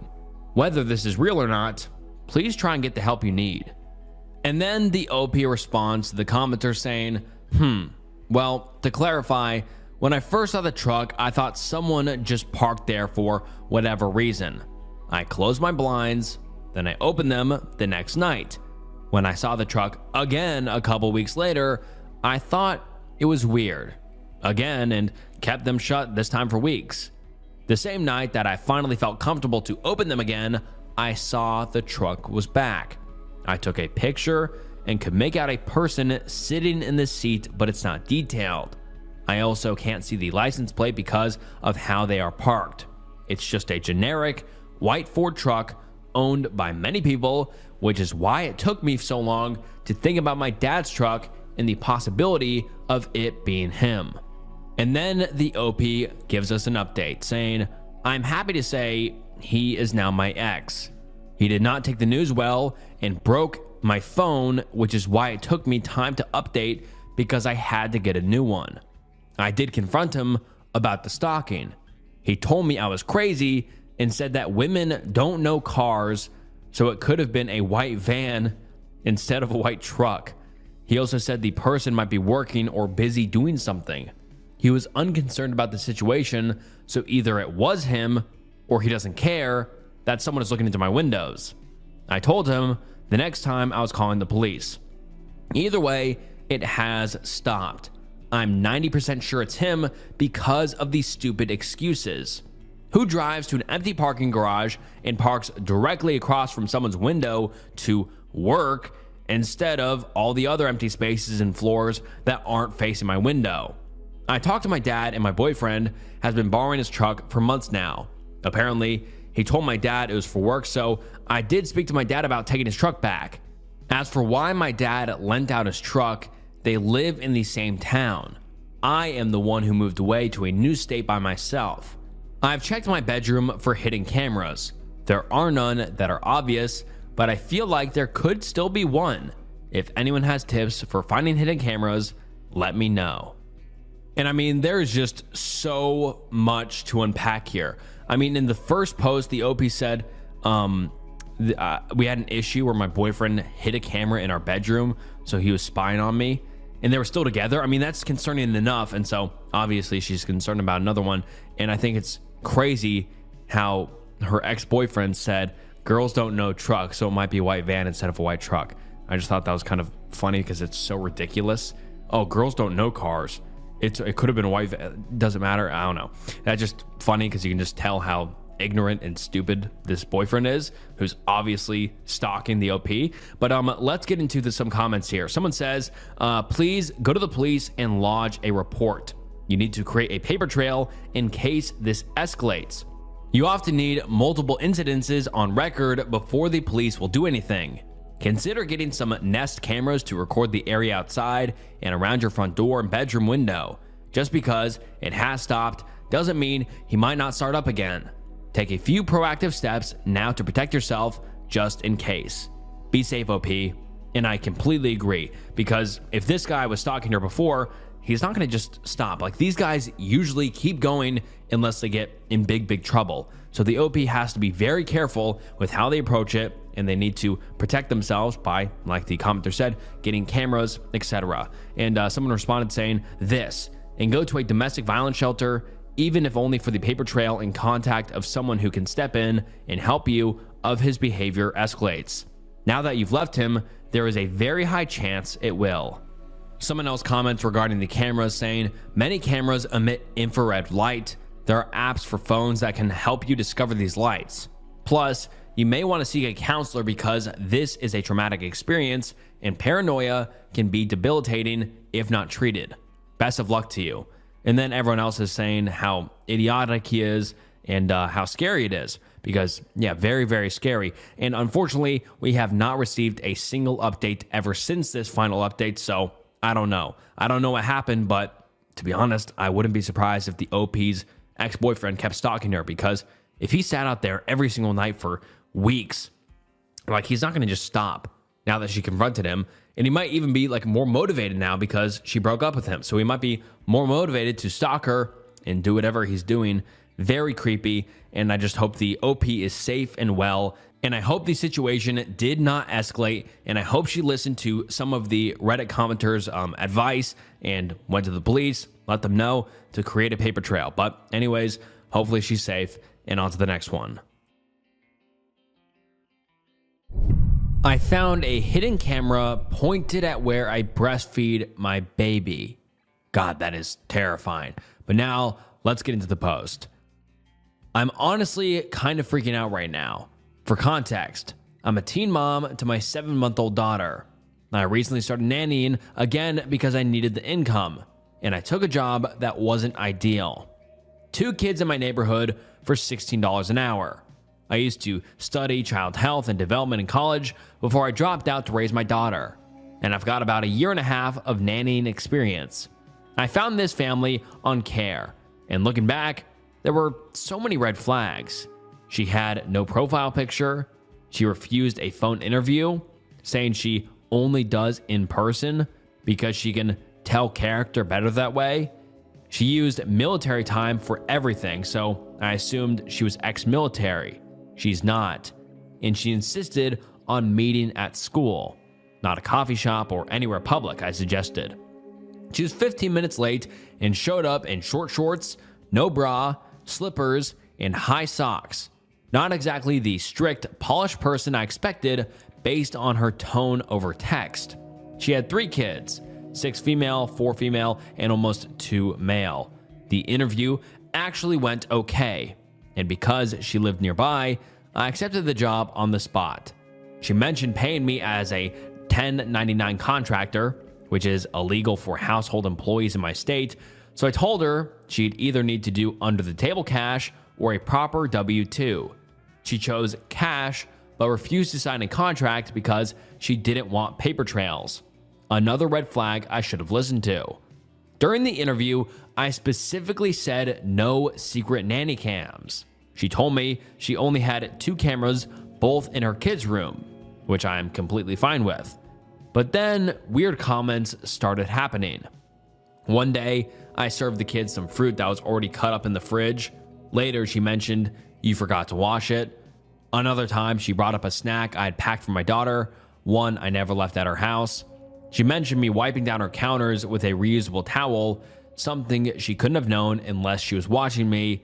She also somehow knew I use voice to text because of my dyslexia, something else I never told her. At that point, I assumed there was a hidden camera or microphone somewhere, which was super off-putting, considering she knew I breastfed my daughter and had specifically asked if there was any cameras. The vibe in general was just off. She made really degrading comments, like saying she doesn't understand why anyone would go to college for child development and strictly referring to me as a babysitter. She was dismissive, controlling, and constantly added new chores on top of childcare to the point that I could barely focus on the kids. Her daughter would also say some weird and concerning things. For example, "My mom's gonna be mad, but it's okay because she won't be mad at me. The floors are really dirty. You need to sweep them." And one time, she went on a minute tangent about silly, forgetful people who always forget everything after I left my lunchbox at their house overnight, along with this and some other stuff. And she said I just assumed she was repeating stuff her mother had said. But today was the breaking point. My daughter wasn't feeling well, so she wanted to be held most of the day. The 2-year-old knocked over a set of picture frames on himself. The house was not at all child-friendly. The 4-year-old had multiple meltdowns, and when I tried to calm her, she started kicking and hitting me. I let the mom know I'd need to leave early, and she agreed as long as both kids were down for a nap first. While I was feeding my daughter before leaving, I noticed the Alexa was flashing green every time I spoke. I Googled it and learned that means there's a drop in basically. Someone is listening in. That's when I started to look around the home, and sure enough, I found a hidden camera tucked inside an open purse, pointed directly at the chair where I breastfeed my daughter. I froze. My stomach dropped. I grabbed my baby, packed up our stuff, and left without unloading the dishwasher. A few hours later, she sent me a long text rant about clarifying expectations. Basically, she wanted me to be a maid, not a nanny, all while watching 3 kids. After talking to my husband, I've decided that I'm quitting immediately. I'm still shaken that someone recorded me feeding my baby without consent. I'll update once I officially quit and send her my message, but seriously, trust your gut. And now let's get into some of the top comments. Someone says, 2 words, police report.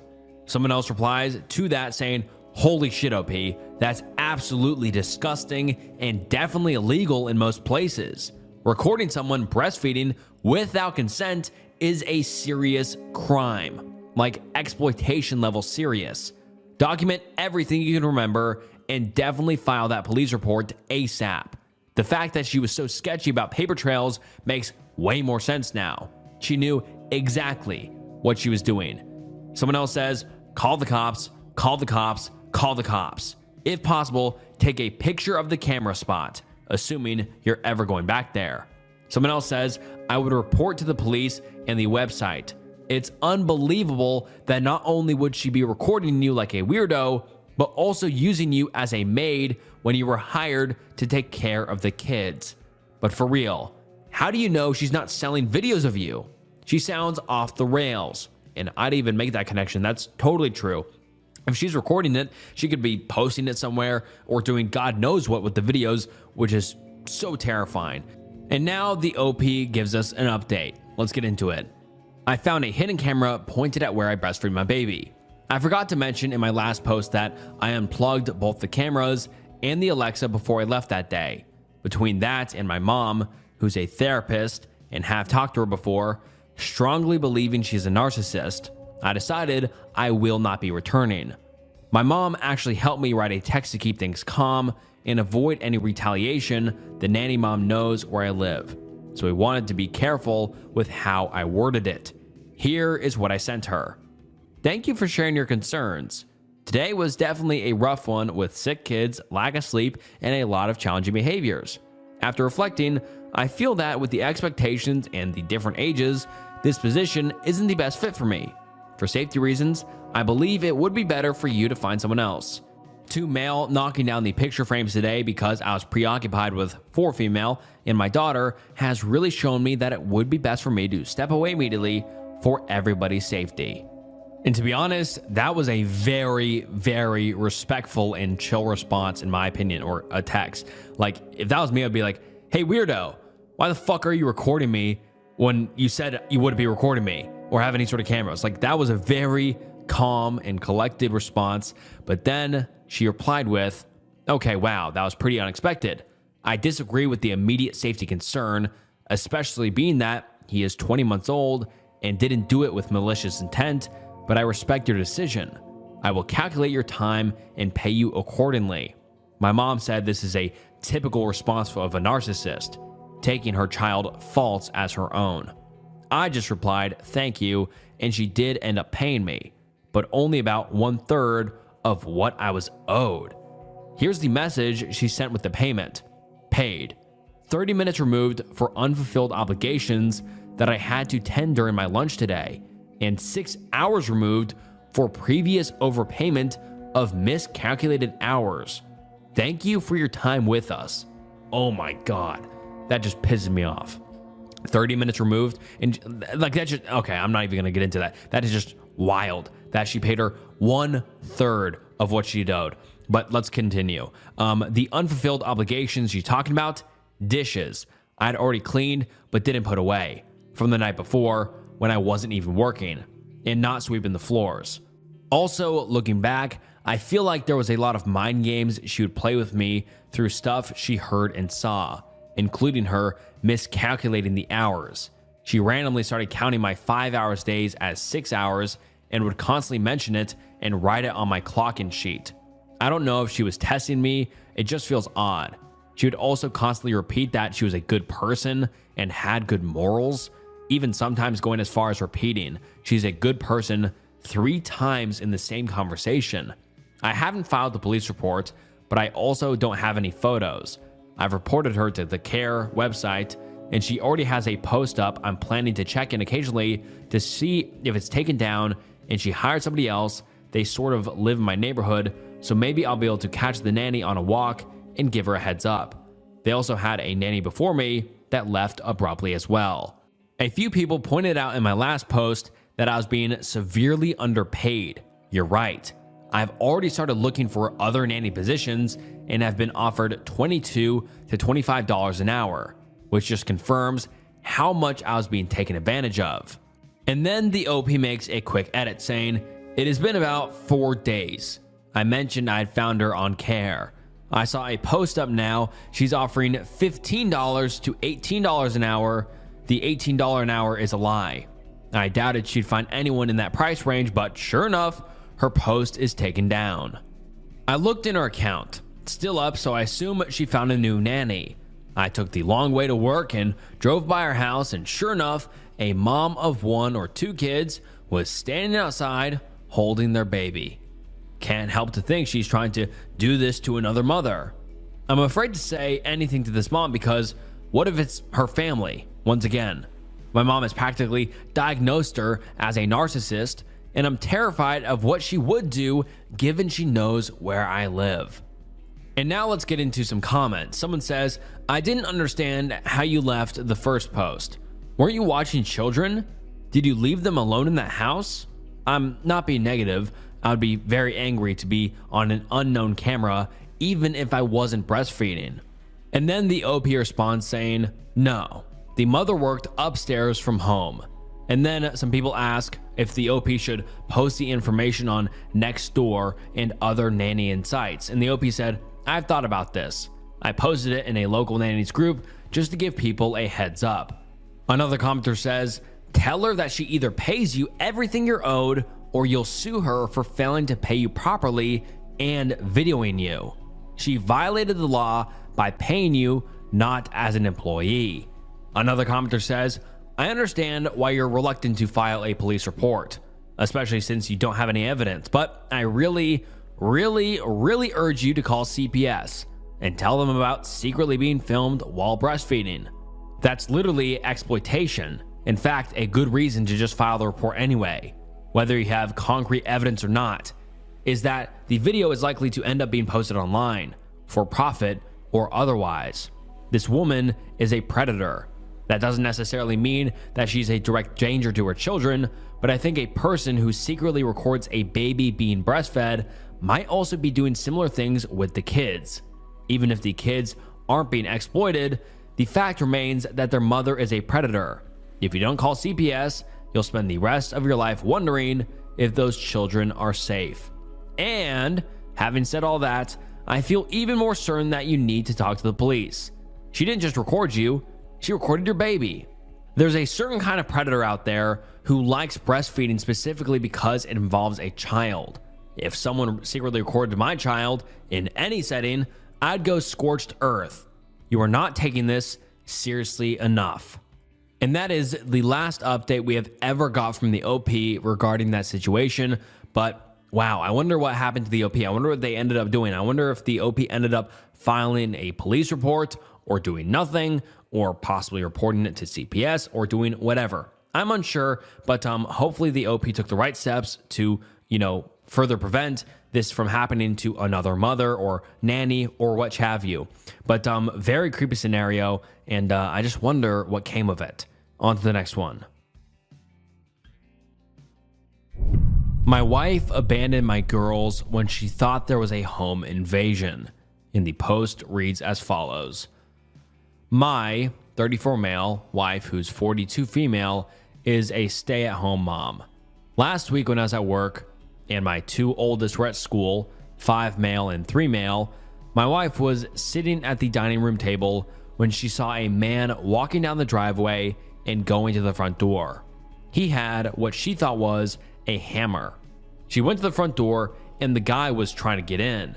The guy saw her and waved and tried to get in. She fled the house and ran out the back door. She left her cell phone and Apple Watch.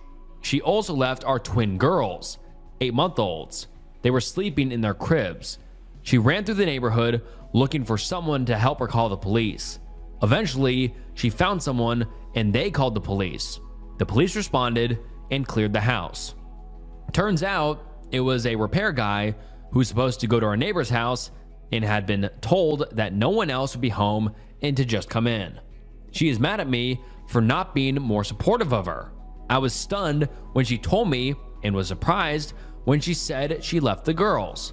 She is always yelling at me about how I don't do enough for the kids, unlike her who sacrifices constantly.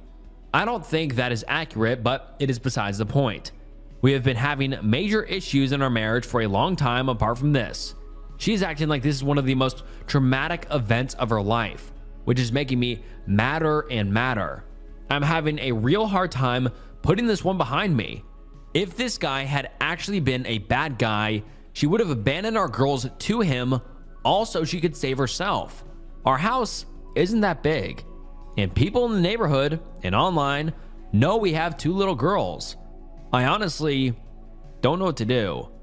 And then the OP makes an edit saying, this happened about a week ago.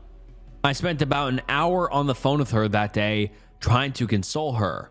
I tried again that night and have been trying to take care of the kids and do all the chores at home. She has been focusing on what I think is a work from home job, but that she is lying to me about and trying to hide it from me. Other than that, she is going out with her friends to bars. She does not believe in therapy and is refusing to go to marriage counseling that I set up for us online after the kids go to sleep. A big issue I'm having is the double standard that if I had done this, she would have never forgiven me and probably divorced me. We had a fight because when we moved to a new house, my side of the bed was on the far side from the door and that I need to be able to stop an attacker. I've been yelled at for abandoning my daughters when I take a shower in the morning before work and they begin crying. Or if she is sleeping in and one begins crying while I'm changing the other's diaper and it takes me a minute to finish. I totally understand this is a fight or flight and I'm not trying to Monday morning quarterback. I have not critiqued, let alone criticized her. The closest was when I was surprised when she told me she left the girls. Other than that call, or when I came home and she was annoyed that we don't have security cameras, we haven't really talked about it. Second edit. She has a phone that worked. I texted her to check in and she told me to call her. And that's when I found out about this. When the kids are sleeping, she usually has it. It's a 1-story house. It's an L shape. The doors are at one other end of the L and the kids are on the other end. I don't know how long it took for her to get help. It was in the workday and most of our neighbors work. It's a walkable neighborhood, not in the country somewhere. I am currently in therapy. She has mocked me in the past for going to therapy and uses that as a way to invalidate my opinions. What do you know? You're just a depression case. So there's no way she will see a therapist. The police had a social worker with them who gave her a card for a therapist. And a lot of the comments under this post are really split. Some people are saying the wife's reaction is completely justified, and the other half is saying the wife's reaction is not justified at all, and she should have saved her kids or even just approached the situation differently, because seeing a guy in the middle of the day, broad daylight, waving at you, smiling with a hammer, you'd be like, hey, what's up? I don't think you would immediately think it's a murderer, but that's just my opinion and a lot of the other commenters. But then the OP gives us an update, so let's get into that. The OP says, good afternoon, everyone. I wanted to thank everyone for all their comments and advice. I wanted to provide an update. Long story short, things are not going well. I feel like I am an airplane pilot who is trying to land a plane while it is also disintegrating around me, and that the time is now for me to bail out. I am also realizing how much I have normalized these issues, and that my good days would be at best marginal days for other marriages, but more likely would be awful. Since that post, I have really tried to do what I can to support her. I think I've been doing what I could to support her in the past. Anytime she wants to leave, she can. I do the lion's share of the chores at home. That means laundry, cooking, groceries, and morning and bedtime routines for the boys, who are school age. We do an informal system for dishes and the girls for the baths. It's close to 50-50 on that one. I also pay all the bills and handle all of the extracurriculars. One comment that people made was that she just gave birth 8 months ago, and that I should be more sympathetic. I totally get that. But since she gave birth, she has done 4 10K races, a marathon relay, and goes to a run group and dinner afterwards twice a week. She has also gone to networking events for her business that she is working on. Since that post, we've had numerous issues. We've had more days with screaming matches, then here is a list of issues since the post. She woke up early on Saturdays, but didn't wake me or my son up for his early practice. I slept through my alarm. Didn't do anything to help us get ready. Her only question when he came back was how late we were. The moment I came home, she went back to bed. I had all 4 kids by myself, which is fine. I took the kids to the store to run errands. As soon as I came back in, she got in a shower and left, and refused to take any kids despite their cries. She refused to tell us where she was going. Sunday, she refused to go to anyone's hockey practice because she had to clean the house. While I am going to park at the rink with my kids crying, she calls me because she had hired a person to clean out our garage and wanted to know where we were going to move things. This was the first time I had heard of this. The woman did a good job of cleaning the garage, but she threw everything in the dumpster, including like unopened dress shirts. We had a thermonuclear fight on Monday. My eldest was screaming at me to get a second helping of dinner ready. I tried bluffing to send him to bed without the second helping. He goes straight to her, and she overrules me. Once they leave the room, I explain what I was doing, and she spiked her laptop on the bed and jumps up and starts screaming at me. Proceeds to follow me out of the room and is screaming in front of all 4 kids that I am a whiny bitch and not a real man, and that I'm trying to starve her kids. Funnily enough, this was just before our marriage counseling session. I kept it, and while I was in the waiting room, she continued screaming at me and attacking my character. When the session started, she refused to join. She was puttering around and started blending something. I tried to be as objective as possible, and the counselor said that she was impressed with that. In the last 5 minutes, I tried to just bring my laptop to her. When I did, she collapsed into the room she was in like Superman seeing kryptonite. She refused to do it. After that, I went to bed, and she woke me up and wanted me to set up our printer. We changed routers, and I hadn't had the chance to set it up yet. The lack of anger caught me off guard, and so I did it. She stood over my shoulder the entire time, silently, and refused to let me see anything. We had a couple of other fights along the same lane, but yesterday, Thanksgiving, we had a decent day. Not that it was overly affectionate, we just didn't fight. She slept in until like 12:50 in the afternoon and was snippy because I didn't have everyone ready yet. She wanted the girls in the car seats. She then began a 90-minute shower and makeup routine and helped with the kids for maybe 20 minutes. We ended up an hour late for Thanksgiving dinner, but for us, that was a good day. Yeah, there was no affection or anything, and we didn't speak in the car, but yeah, my mind forgot all the issues we had been having, and I wanted to make it work. That night, I woke up and attended to one of my girls who's very sick. That is the one thing that she has done exclusively, is attend to the kids when they wake up. She has taken kids from me when I do get up before her. She says that is because I'm working. One fight we had in September, she screamed at me as being selfish for taking my daughter and sitting with her. I had said that I didn't mind and that I was up anyway, and that became somehow me keeping her up because I couldn't sleep. The problem is this has become a trump card in every argument. But anyway, I was with my daughter from 4 to 5, and she slept in. This morning, I woke up at 9, the latest I've slept in that I can remember. I started making the kids breakfast and finishing the laundry. She was working on her laptop already. She snapped that I shouldn't bother cleaning the house because she had hired someone. I tried very, very hard and refused to escalate, but told her that we can't really afford a cleaning lady and that I've got it. She proceeded to call me a little bitch and scream at me in my face in front of my kids. One of my boys ran and hid, and the other sat and read on the couch, but he was not happy. She blamed me for not having time to clean and not having money, and that I couldn't clean or do laundry to her standards, and that she wasn't a cleaner. It was about an hour of just constant abuse. So I spent today cleaning the house, doing laundry, and taking care of all 4 kids. My sons did more cleaning than she has for a month. What has me really disturbed is not the abuse towards me. I've normalized that and I'm used to it. And honestly, if she kept it behind closed doors, I was prepared to wait out the next 17 years and leave once my kids were out of the house. but my eldest son is clearly mirroring her behaviors and internalizing the stress. It doesn't help that she constantly wants me to ask him who is his favorite, who yells more, and who is the better parent. When I refuse to do that, I am scared of what he might say. I guess Reddit that I don't know what to do. I am trying to fix this. I'm keeping an appointment scheduled with a counselor, but beyond that, other than talking to a lawyer, I don't know what I should do. She honestly doesn't see any issues with how she treats me. Her refrain is that I am a diamond, and if you leave me, you'll only be dating pebbles.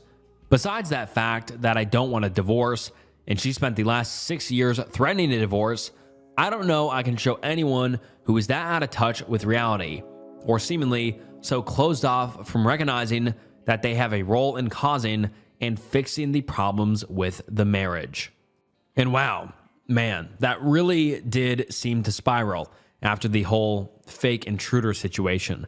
I mean, that was the catalyst for what seems like a spiraling, just a train wreck, because it was the wife leaving their kids when she thought it was a robber, and then he realized how many issues they're having. And I'm sorry that turned out to be like a drama story. I didn't think it was going to be a drama story with how that first initial post was read, but it did. But let me know down below if you'd like to see more family drama stories kind of like that. I thought it was a little bit interesting because it's just like, what's going on? The wife left the kids behind when she thought it was a robber. Whether or not you think that's right, I thought it was pretty interesting how the OP reacted to it. But yeah, comment down below if you'd like to see more stories like that in the future. But man, I do not see how the OP is going to save this one, and we have not gotten an update in 2 years. So I wonder if they stayed together or got divorced or what happened. But I guess we'll never know. Maintenance man at my job repeatedly threatened to, quote, blow someone's brains out. And the post reads as follows. And then this is quoting the OP's text messages. This is how the OP starts it. But the OP says, the police didn't do anything. Probably texted you, but I just wanted to say that I'm pretty sure Chris aimed a gun at someone at the hotel and talked about, quote, wanting to blow someone's brains out multiple times before leaving the property at 10 p.m. And then the manager responds saying, Merry Christmas. Thank you for letting me know. I will look into it and take care of it. Enjoy your holiday. And then the OP leaves some context saying, we work at a hotel, and he was going off earlier about how someone was tampering with his truck and how if he or I found you, you need to call me and then the police because I'm going to blow someone's brains out. Later, I get 2 guest complaints about someone screaming and pounding on doors. I call the non-emergency and they find nothing, so they leave. Later, Chris walks down. He was supposed to leave at 4 p.m. It's now 9 p.m. And I'm like, hey, Chris, that screaming was crazy. Do you know what room it was? And he's like, oh, that was me. Someone kept twisting the door and I almost shot the fucker, haha, and made the motions of pulling out a gun and aiming it. I'm freaking out internally. His eyes are really wide, and I secretly call my front desk manager and tell her what happened. He finally left at 10 p.m., and I texted my GM. Am I going crazy, or is this an insane response to me fearing for my life? Chris is in his 40s, and I'm 19 female. I don't really know how to handle or feel about this stuff. We live in Alabama, so it didn't really feel like the cops would do anything because he technically did not shoot anyone, and I wouldn't know who exactly he threatened. And right after that, I mean, it's just crazy. Why do people not call the police in these posts ever? No one in these Reddit posts ever called the police. This guy was threatening to blow someone's brains out, acting crazy, and you don't call the police? Come on. But now let's get into the comments. Someone says, that's extremely alarming and completely inappropriate. Anyone would be scared in that situation. And the OP responds saying, he's been put on leave and they're going to have a meeting with him Sunday and probably a drug test. Another commenter says, I don't know your manager, but maybe they thought that you might be scared, so played it down a lot. If they reacted badly, it might have scared you more. As a manager before, I would have said something like this as not to alarm people while smashing the secret panic button. Like, yeah, everything is fine. See you later. Have a good night. And then deal with it away from them. But like I said, I don't know them or if that's the case here. And then the OP responds saying, probably. I had a lot of trouble sleeping tonight and have dreaded coming in today. Still a little scared he'll show up since I'm the only employee in the evening, but my front desk manager assured me he will be dealt with. And then there's a lot of comments asking on if the OP can find another job to put some distance for her own safety. And the OP responds saying, well, all my previous jobs were fast food. My first job's manager would scream every day to the point where I had stomach problems from the stress, and my second stole money from me. Whole other can of worms. The maintenance man honestly acted like a normal man until last night, so I don't blame them from hiring him. I'm just a bit frustrated at the text. I'm going to consider asking for a transfer depending on what happened Sunday, and I'm going to talk with my therapist/support group about what I should do next. Another commenter said, that's super concerning. You did a good job telling multiple managers. You handled the situation really well. I'm also a 19-year-old female, and I would have been petrified as well. And then the OP responds saying, I told my grandma, and she was like, did you have your mace? And I said, yes, grandma, but what would a mace do against a man with a gun? Another commenter says, I'd be quitting without notice. And honestly, I'd suggest that be what you do. With a response like this, I wouldn't feel safe working there either, and I'm a 26-year-old woman. A 19-year-old should definitely not have to deal with an individual like this. And then the OP responds saying, other than this incident, I've really enjoyed working at a hotel. I've definitely considered this, however, I do want to move next year, and since I'm so young, I want to get as much hotel experience as possible so I could continue hospitality when I move 6 hours away. This all happened last night, so I'm still considering my options. Someone else says, so you were scared enough to hide from him, but not scared enough to protect the patrons? Got it. And that was a downvoted commenter, by the way. And the OP said, the police didn't do shit when they were here to help. And what am I going to do against a deranged man with a gun when I have nothing? I cannot knock on every door and potentially trigger him into more rage, and I don't want to leave people stranded when they are traveling when he said he's about to leave. At the time, my thought process was, wow, I can't just call the cops and say he's scary since he didn't threaten me. He threatened someone else. And it's a he said, she said type of thing, so if nothing comes of it, the police will leave again, and I'll be left here with a crazy man. And to be honest, I have to disagree with the OP there. I think calling the cops would have 100% been the right move. I mean, of course it would be a he said, she said, but there's going to be cameras in the hotel for sure. They might have audio, and they're going to see that you're telling the truth, and no one can be saying in a public setting, I'm going to blow someone's brains out because they're fiddling with my door handle or whatever. You can't be saying that. That's deranged, and this guy has a gun. Call the cops. But then people are questioning, why didn't the OP call 911? And the OP responds saying, I did when there was reports of someone pounding and screaming profanities on the 4th floor. The police came and did nothing. When the police came, they said, hey, we spoke to the guy who made the report and the maintenance man, and they both said they heard it, but it stopped. He never directly threatened me, just talked about how he was about to / wanted to shoot someone. Alabama is very lenient on gun laws, and the cops didn't take me seriously the first time, so in the moment, I didn't know what good it would be if they came back. And once again, I completely disagree with the OP here. Yes, some states are very lenient on gun laws in the United States, but they're not lenient enough to be like, oh yeah, this guy threatened to shoot someone, we're not going to do anything about it. Like, threatening to shoot someone is way different than just lenient gun laws. I think the OP 100% should have called the cops, but you know, you live, you learn. And then the OP posts an update 2 days later, and the update reads as follows. I'd like to start this post by thanking people for being so supportive in my last post. I was stressed out my entire Christmas shift, and you all made me feel less crazy. I came up with a plan when I walked in today to ask to be transferred to day shift or to be transferred to another hotel. When I asked my front desk manager, she said she couldn't put me solely on mornings until we got busy again. In response, I brought up how uncomfortable I was with the maintenance man situation, and she assured me Chris was gone. I asked how that was assured, and she told me not to tell people, but Chris essentially skipped town and is now in a facility. I have no idea what kind of facility, but all I know is he's gone. I don't know if I want to take any further action, but for now, this has put me at ease. For those in my last post angry about me not being able to protect the guests, I want to try to put this into perspective. When Chris was threatening people with a gun, he did not tell me who he was threatening, and I couldn't go around calling each guest, as that would have caused a panic for the guests. And the cops already seemed irritated that I didn't have enough information about the situation the first time I called the police. He was about to leave, so if I called the police again, he would be gone by the time the cops could arrive. I called my manager instead of the police when he was ranting to me about him almost blowing someone's brains out, so management would firsthand see how insane he was reacting, since he had never displayed any of this behavior before. If my manager had told me to call the cops, I absolutely would have.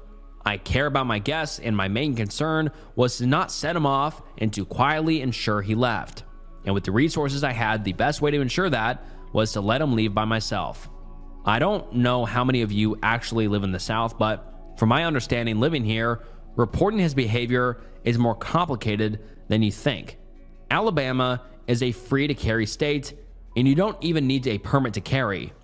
There is no sign on the property stating guns aren't allowed, so he wasn't breaking the rules by having the gun on his person. There was no cameras where he told me he threatened someone with a gun. If I did somehow tell the police, it would be a, hey, Chris said he did this, but then I have no actual evidence or proof it happened besides the noise complaint. I might not have handled this in a way some would have liked me to, but please understand that I'm a 19-year-old with their first big person job in a situation I've never had to conceptualize before. None of my actions were out of malice. My actions were trying not to escalate or provoke a man with a gun. And I get what the OP is saying there. And I mean, I can relate. I'm 19 years old. I'm young. But still, it's like, it doesn't matter if it's a he said, she said, and you don't have evidence. You're still creating a paper trail and being like, hey, he threatened people with a gun and says he's going to kill somebody. Like, whether or not it's a free carry state or you don't even need a permit to carry, you can't just go around saying you're going to shoot people, whether or not it's that sort of state. And so I understand what the OP is saying, but at the same time, she should have called the police again. Even if there is no evidence, it's very important that she's a witness. It's not like they're not going to just completely disregard her, especially after he said, I'm going to blow someone's brains out. Maybe I'm not completely correct, but comment down below if I'm a little bit right on this, or if you agree with me, or am I wrong and the police would have just disregarded it. I don't know, but I think it's at least worth having the police around just in case he comes back and says something similar to that or does something this time. But you know, I'm not going to just completely rag on the OP. I totally understand it's a scary situation and she was disheartened by the earlier police situation, so I totally understand what happened, but I just think it's would have been better if she called the police. And I read a ton of these Reddit stories where people don't call the police and something ends up happening, and it would have just been better if they called the police, if that makes sense. But now the OP gives us an update 3 weeks later. Hey Reddit, since the situation has finally died down, I'd figure I'd give one last update. In my last post, I said Chris was gone because that's what my front desk manager told me. So imagine my surprise when I came in a few days later to a meeting with the general manager just to be told that not only was Chris not in a facility, but that he still works here, and how she was not planning to get rid of him. It started out as a meeting about trafficking, as a guest checked out at 4 a.m. and left his keys on the counter, and a few minutes later a random man not staying at the hotel grabbed the keys and went into the checked out guest's dirty room. The incident happened on the 27th, 4 days after the whole Christmas Eve situation with Chris. Tell me why the GM used this as an excuse for Chris's actions. I asked her what I should do in cases like that night, since Chris could easily get into the office. She told me that Chris was in the building currently and that he was just mad, and people act differently sometimes whenever they are mad. And this incident with the room happened on the same day. Complete lie, by the way, so maybe he had a reason to threaten people with guns. By the end of the meeting, I broke down crying. She told me she didn't know keeping Chris employed here would cause this much of a reaction, and how she can't just fire someone because they scared you, and then promised she'd just schedule me and Chris on different days. I went home after that because I was so upset that a man who was that unstable and threatening people with guns at his place of work would still be around and facing no consequences, from what I've seen. Cut to the next time I come in and Chris clocks in. The promise to schedule us on different days was a complete fucking lie. I told the owner about what happened, which went to hospitality. I don't know if these things are slow or if they didn't do anything either, but I'm not sticking around. I quit. I found a job that's a bit more of a drive but will ultimately pay me more. My last day is next week. Front desk manager understands why I'm leaving and says she would too in my situation. The general manager cut my hours. She started cutting my hours a week before I turned in my 2 weeks. Chris wanted to apologize to me, but both managers told him not to talk to me. So yeah, that's about it. I'm stepping back from hotel work and going into marketing. Fuck Alabama and fuck the general manager for not only putting my life at risk, but also everyone else by keeping that man. I liked my job before this, and it's upsetting how little was done about this situation. And I completely agree with the OP there. I mean, they just were not listening to the OP at all. Like, they couldn't even schedule them on different days. And then it's totally understandable why the OP quit here, because I would feel completely unsettled as well if I was working with the guy who threatened to blow someone's brains out or blow anybody's brains out, whatever he said, which is obviously crazy. I mean, I think it's crazy how he wasn't fired, let alone arrested for threatening to kill somebody. But yeah, just such a wild situation. But luckily, the OP got a new job, and it seems like it pays more, so that's great as well. And luckily, nothing bad happened with Chris and the OP.